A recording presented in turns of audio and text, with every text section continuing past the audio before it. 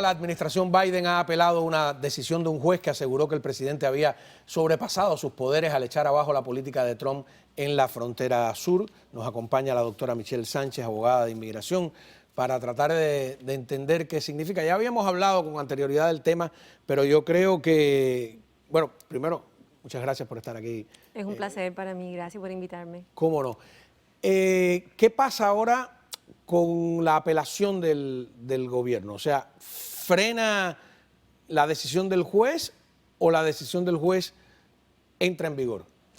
Bueno, primero creo que tenemos que explicar lo que está pasando. ¿Qué es lo que está pasando? A ver, dígame. Lo que hizo el presidente fue que él anunció que ciertas personas son una prioridad para inmigración, utilizar sus esfuerzos para deportar, detenerlas y procesarlas para que se vayan a su país.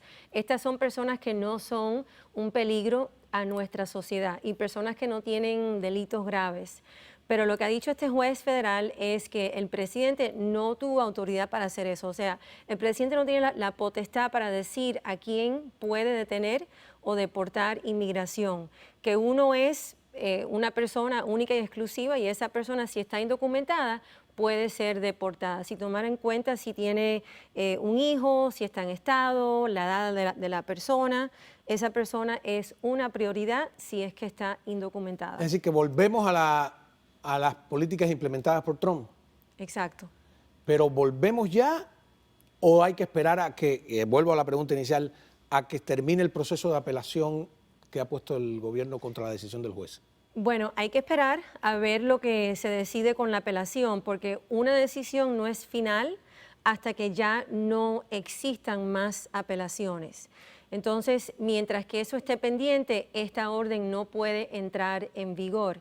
Pero otra cosa que ha anunciado el juez... O sea, no puede entrar en vigor la orden de Biden. Juez, la orden de Biden sí está funcionando. Exacto, exacto. Es decir, usted, por ejemplo, como abogada de inmigración, puede ayudar a las personas que ya están aquí a que no las devuelvan a México, de donde vinieron. Por supuesto. Y esto que dijo el juez es algo que cuando uno lo pone en práctica es bien difícil porque esto es lo que anunció, pero las cientos de miles de personas que están indocumentadas en Estados Unidos y cuántos oficiales de inmigración hay para buscar y detener y procesar a estas personas y cuántos centros de detención hay. Y los centros de detención no están queriendo tomar más personas por el problema del COVID. Así que lo que ha hecho este juez es que también ha complicado un poco las funciones de inmigración.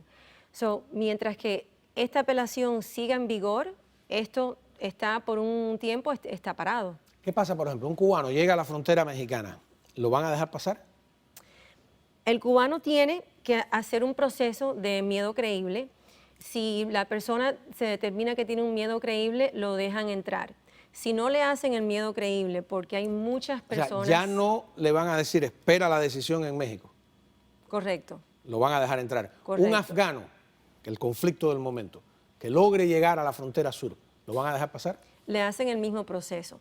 A la persona que entre... O sea, pero nadie tiene un miedo creíble, más creíble que un afgano ahora, por ejemplo. Por supuesto. Y lo que yo tengo entendido es que están promulgando un plan para ayudar a las personas refugiadas de Afganistán. ¿Y un cubano puede usar las imágenes de la represión del 11 de julio disparándola para decir yo tengo miedo de regresar? Sí, claro. Aunque no tiene que probar que era específicamente con él.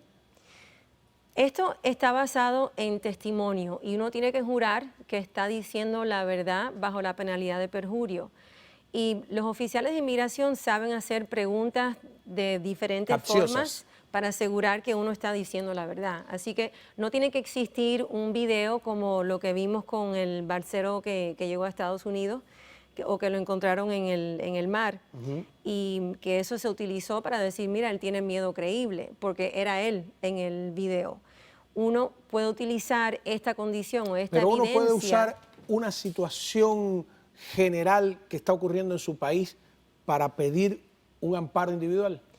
Sí, pero siempre y cuando establezca que uno está siendo señalado individualmente por el gobierno o por un grupo que el gobierno no puede controlar.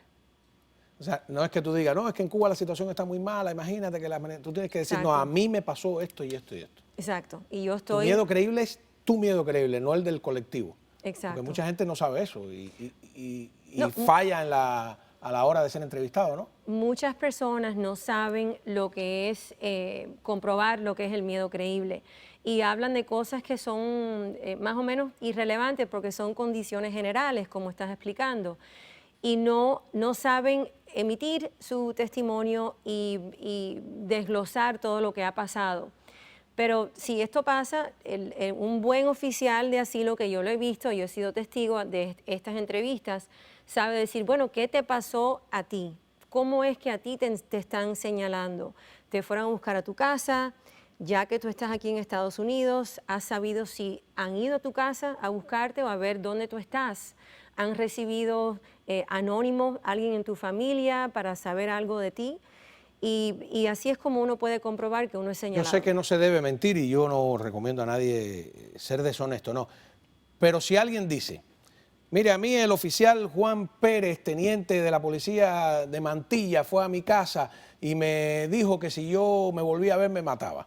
¿Tiene Estados Unidos cómo averiguar o se va a tomar el trabajo de averiguar si existe Juan Pérez en Mantilla y si estuvo aquel día a entrevistarlo o no?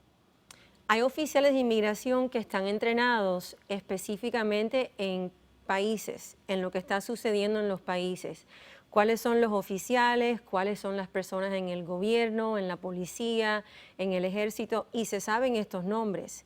Y hay personas que están ahí para analizar los documentos, porque uno da su testimonio y da su documento. A veces uno tiene una denuncia que puso en la policía y uno lleva ese documento. Ese documento está analizado por el Laboratorio Forense de Inmigración. Que es recomendable ser preciso, pero ni mentir ni exagerar. No, ajá, claro. Bueno, yo sé, doctora, usted no puede hacer una recomendación, pero yo me tomo ciertas licencias como periodista, no tengo esa, no digo yo, porque hay tanta gente que ha mentido. Aquí vemos exoficiales del régimen, del Partido Comunista hasta el día de ayer, torturadores, de todo, que tienen que haber mentido, ¿no? Y después, pues, esto está lleno aquí en Miami, ¿no? Lleno de personas y que yo han digo, mentido. bueno, no tienen cómo comprobarlo, porque evidentemente hay gente que se ha encontrado, como en la película de Lilo Vilaplana de Plantado, que se ha encontrado a su torturador en el sedano. Exacto. Y cómo compruebas que es verdad también, ¿no?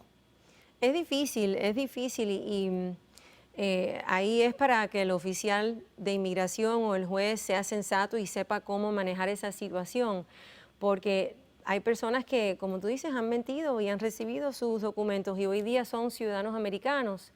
Y cuando uno hace una residencia, a la hora de hacer la ciudadanía, todo se vuelve a chequear. Y eso depende en los medios que existen en el momento de hacer ese caso. Los que entran por la frontera, los sueltan, porque está el problema del COVID, llegan a Miami y se despreocupan y no buscan un abogado, no van a las citas. Es un error, ¿no? Es un error porque uno ya cae en una orden de deportación y uno tampoco tiene que estar presente en la corte para ser deportado. Uno puede ser deportado en su ausencia. O sea, que los que están viniendo acá, que sigan que vayan a la corte, que sigan sus casos, porque hoy día sí, de verdad que existen buena fundación legal por precedentes que hemos visto de la Corte Suprema de Estados Unidos. Existen buenas leyes y precedentes, ¿no? Que le pueden ayudar. Y aunque tú entres, por ejemplo, por, qué sé yo, Matamoros o por donde sea, tú puedes buscar que se dirima tu caso aquí en Miami en vez de allá, ¿o tienes que regresar? Bueno, siempre depende de la corte en la dirección que uno da. Si das una dirección de Los Cayos, la corte de inmigración es Miami. Si das la dirección que das allá, exacto, ¿de dónde te vas a quedar? Sí, uno tiene que saber la dirección donde va a estar viviendo ya cuando entre a Estados Unidos. Porque ahí es donde se va a hacer tu caso. Exacto. Y usted no puede trasladarlo, yo lo digo. Lo puede, sí, claro. Si uno decide mudarse, no sé, para otro estado por cuestión de trabajo, uno puede hacer una moción para cambiar el sitio de la corte. ¿Y les están dando permiso de trabajo? A ciertas personas sí, que tienen un parol o que tienen ese documento del cual hemos hablado rápido acá. ¿O una cosa demorada? Demorada. Se demora como 6 meses. O sea, que no tiene familia, ¿qué hace? es bien duro, ¿Sí? porque uno no puede trabajar sin permiso de trabajo. Tiene que hacerlo por la izquierda, ¿no? Usted no lo recomiende, yo nada más digo, es que esa es la realidad que estamos viviendo todos los días aquí, ¿no? Tapar el sol con una regulación. Entonces, ¿cree usted que lo que ha sucedido es favorable a los que están llegando o desfavorable? De verdad que se le va a hacer difícil a las personas que están entrando, o un poco más difícil, porque ya el mundo entero ha escuchado esto y ha visto lo que ha dicho este juez federal. Y los oficiales de inmigración, los oficiales de la aduana ya están y saben que esto existe. Así que van a estar con menos disposición para dar parol, van a estar con menos disposición para ayudar y para de verdad desglosar los casos. Esto hay que ver cómo es que se desenvuelve la situación, porque esto acaba de pasar ayer, de lo que estamos hablando. No quiero convertir el segmento en una publicidad, pero me imagino, ¿no? Familiares desesperados, muchos que nos llaman y estás en la frontera. Por ejemplo, doctora Michelle Sánchez en internet, ¿lo encuentran? Sí. Y llaman y generalmente los abogados ayudan, o eso le parece un caso lejano que no van a resolver. Bueno, yo por lo menos yo veo todos los casos y los trato todos con la misma importancia. Y cualquier caso de deportación es algo que yo hago todos los días. Ah, qué bien, bueno, no, para saber.